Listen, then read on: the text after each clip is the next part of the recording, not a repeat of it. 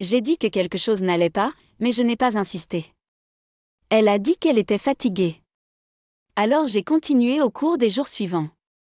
J'ai commencé à remarquer qu'elle était souvent sur son téléphone, même à l'heure du dîner. Je lui demanderais pourquoi elle envoie beaucoup de SMS ces jours-ci.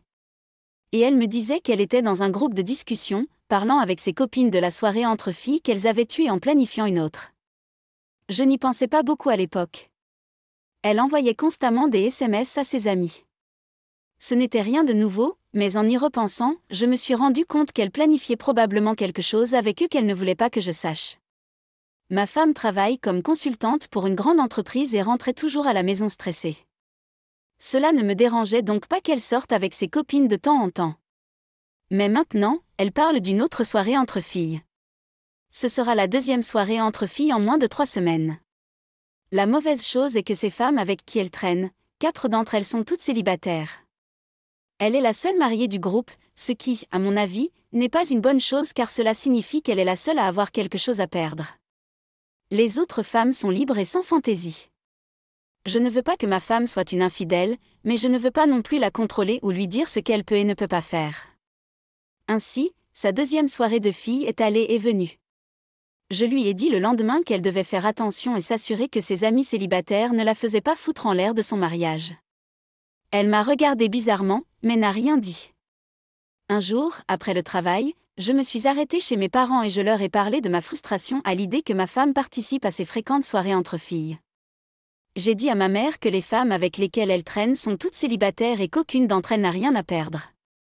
Ma mère m'a regardée et m'a dit « Eh bien, je ne vois rien de mal à sortir avec une soirée entre filles, mais je vois un problème avec une soirée entre filles avec seulement des femmes célibataires. » Ma mère a dit qu'elle jouait avec le feu. Puis mon père est intervenu et a dit « Oui, si j'étais toi, je mettrais mon pied à terre et lui dirais que c'est assez. » Il a également déclaré que le fait qu'elle continue à sortir faire la fête sans vous est une source majeure d'inquiétude. Puis ma mère est intervenue à nouveau et a dit qu'elle avait organisé une soirée entre filles avec ses amis. 3 fois en 40 ans, mes parents ont été mariés, mais les petites amies de ma mère étaient toutes mariées. Maman a dit qu'ils étaient à la maison à 23 heures. Ils ne sont pas restés dehors plus tard que cela. J'ai pensé à ce qu'ils ont dit en rentrant chez moi et j'ai décidé qu'ils avaient raison. J'avais besoin d'étouffer cela dans l'œuf avant que cela ne devienne incontrôlable. Quand je suis rentrée à la maison, j'en ai parlé à ma femme et elle s'est mise en colère en disant que je contrôlais et que je ne lui faisais pas confiance. J'ai essayé d'expliquer que je n'essayais pas de la contrôler. Je voulais juste qu'elle fasse attention parce que je l'aimais. Elle ne voulait pas l'entendre et s'est couchée en colère. Le lendemain, elle est partie pour sa soirée entre filles. Elle n'est même pas rentrée du travail. C'était sa 3e soirée entre filles. Je ne connaissais même pas celui-ci. Ma femme n'est rentrée à la maison qu'après 2 heures du matin. J'ai rien dit. Je l'ai juste attendue. J'ai fait semblant de dormir. Quand elle est entrée dans la chambre, j'ai décidé que je devais savoir ce qui se passait et pourquoi elle voulait quitter sa famille et faire la fête avec ses copines sur le chemin du travail le lendemain. J'ai appelé un de mes amis et lui ai demandé, avait-il toujours les coordonnées du détective privé qu'il utilisait pour son entreprise? Un peu d'histoire. Mon ami avait un employé qui essayait d'obtenir une indemnisation pour avoir eu un accident au travail. Son employé se plaignait après l'accident qu'il ne pouvait pas venir travailler. Mon ami a donc rapidement engagé un détective privé. Il s'avère qu'il n'a pas été blessé du tout. Il jouait au golf, jouait dans une ligue de flag football. Inutile de dire qu'il a abandonné la demande d'indemnisation de l'ouvrier. Mon ami m'a donné le numéro du détective privé qu'il a utilisé. Il m'a ensuite demandé, est-ce que tout allait bien? Je lui ai dit que je n'étais pas sûre. Et j'ai indiqué que je pensais que ma femme faisait quelque chose qu'elle n'était pas censée faire. J'ai dit, elle sortait et faisait ses soi-disant soirées entre filles. Mon ami m'a alors demandé ce qui m'avait fait penser que ma femme me trompait. Je lui ai raconté les 3 fois où elle était sortie récemment et était restée dehors jusqu'à minuit passé, rentrant à la maison, sentant l'alcool. Je lui ai aussi dit que lorsque je l'ai confrontée à ce sujet, elle s'est mise en colère et sur la défensive. Il m'a alors dit « Eh bien, on dirait que tu en as assez ». J'ai appelé le détective privé et j'ai pris rendez-vous pour le rencontrer après le travail. J'ai rencontré le détective privé et il m'a demandé ce que je voulais qu'il fasse. Je lui ai dit que je voulais qu'il suive ma femme et voie ce qu'elle faisait quand elle sortait pour sa soi-disant soirée entre filles. Le détective privé m'a dit que ses honoraires étaient de 100 $ de l'heure. Et j'ai dit, je m'en fichais. Je voulais juste savoir ce que faisait ma femme. J'ai donné au détective privé une photo de ma femme. Je lui ai dit quel type de voiture elle conduisait, où elle travaillait et à quelles heures elle travaillait. Le détective privé m'a dit qu'il commencerait à suivre ma femme le lendemain. J'attendais avec impatience que le détective privé m'appelle et me dise ce que faisait ma femme. Finalement, au bout de 3 jours, il m'a appelé, le détective privé m'a dit de le rencontrer après le travail. Il avait des images à me montrer. Il m'a montré des images de ma femme quittant le travail dans des vêtements différents ce jour-là. Ce jour-là, elle n'est pas partie travailler dans ses vêtements. Elle a changé au travail. Il l'a suivie dans un bar. Il est entré et a remarqué qu'elle était allée à une table avec un groupe de femmes, qui étaient ses petites amies. Ils sont restés là pendant environ 2 heures. Puis ils sont tous partis. Il les a suivis jusqu'à une maison à environ 15 minutes du bar. Il a remarqué qu'un gars avait répondu à la porte et ils sont tous entrés. Le détective privé était vêtu de noir. Il me dit que la nuit, cela l'aide à se rapprocher pour sa surveillance. Il s'approcha d'une fenêtre à une légère distance et remarqua que toutes les filles dansaient, broyant quelques gars. Et ma femme était dans le coin avec un gars. Il lui serrait les fesses et elle l'embrassait. Après cela, il m'a regardé et m'a dit « Je pense que tu as assez pour faire ce que tu dois faire ». Il m'a tendu cette clé USB et m'a dit qu'il en garderait une copie par précaution. Après avoir rencontré le détective privé, je suis rentrée chez moi et j'ai pleuré. Je ne pouvais pas croire que ma femme de 9 ans m'avait trompée et qu'elle le faisait toujours. Je voulais la confronter, mais je ne voulais pas lui montrer les images. Le lendemain, je me suis levée et je suis partie au travail sans rien dire à ma femme. Elle m'a envoyé un texto sur le chemin du travail, me demandant pourquoi je ne lui avais rien dit. Quand je suis partie, je n'ai pas répondu au texte. Quand je suis arrivée au travail, je me suis fait un devoir d'appeler quelques avocats spécialisés dans le divorce pour voir à quoi j'avais affaire et comment je pouvais me protéger. J'ai aussi commencé à chercher un endroit où rester parce que je savais qu'il n'y avait aucun moyen que je reste dans la maison avec ma femme. Les garçons vont me manquer, mais leur mère l'a fait. J'étais absolument dévastée. Tout mon monde avait été bouleversé et je ne savais pas comment y remédier. La seule solution était le divorce. Je n'allais pas essayer de réparer notre mariage.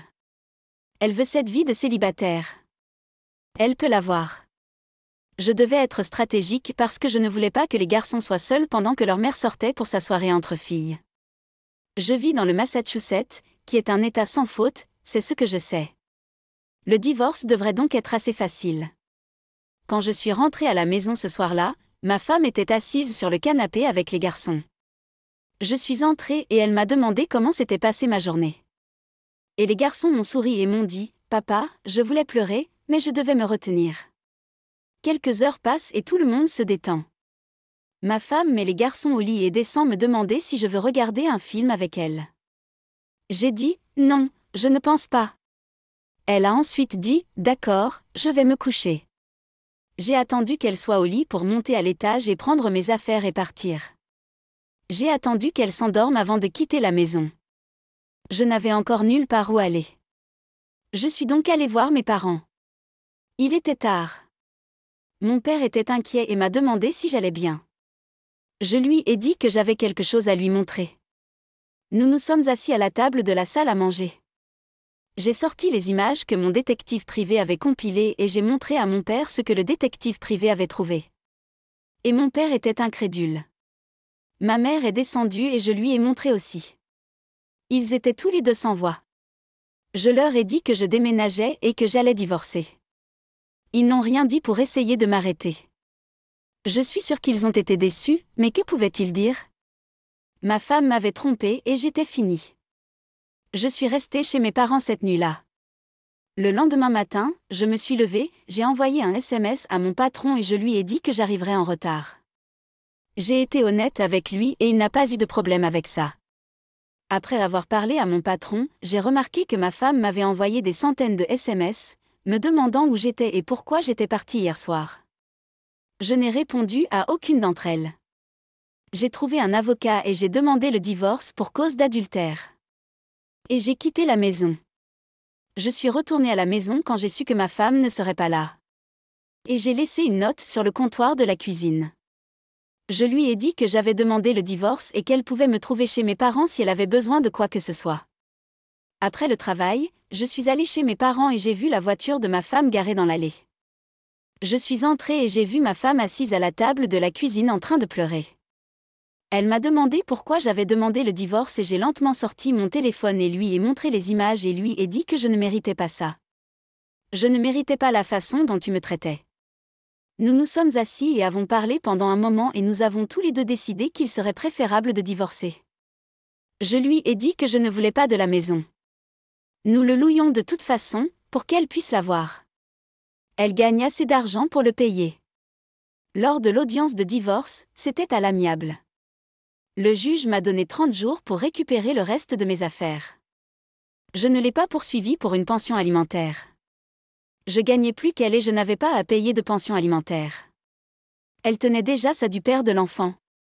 Nous avons tous les deux le même âge, 33 ans, et les garçons ont 7 et 8 ans. C'était déchirant parce que j'aimais ces garçons comme s'ils étaient les miens et que j'étais leur père à tous points de vue, mais biologiquement. Mon travail m'a offert un poste à l'extérieur de l'État et je l'ai pris, j'ai changé de numéro de téléphone. Seuls mes parents et quelques amis ont mon nouveau numéro et ont commencé une nouvelle vie. Cela fait presque 1 an maintenant et je vais bien. J'ai recommencé à sortir avec quelqu'un et je suis dans un bien meilleur endroit émotionnellement. Mes amis m'ont dit que mon ex-femme me posait des questions sur moi et qu'elle avait même essayé de me contacter sur les réseaux sociaux. Mais je n'ai aucune envie de lui parler ou de la revoir. Je suis heureux d'avoir pris la décision de passer à autre chose. Et j'espère que vous pourrez faire de même si vous êtes dans une situation similaire. Merci d'avoir lu. Je n'ai jamais rien partagé sur ma vie sur ces forums, mais cela m'a brisé le cœur. J'ai encore du mal parfois, mais un jour à la fois, c'est comme ça que je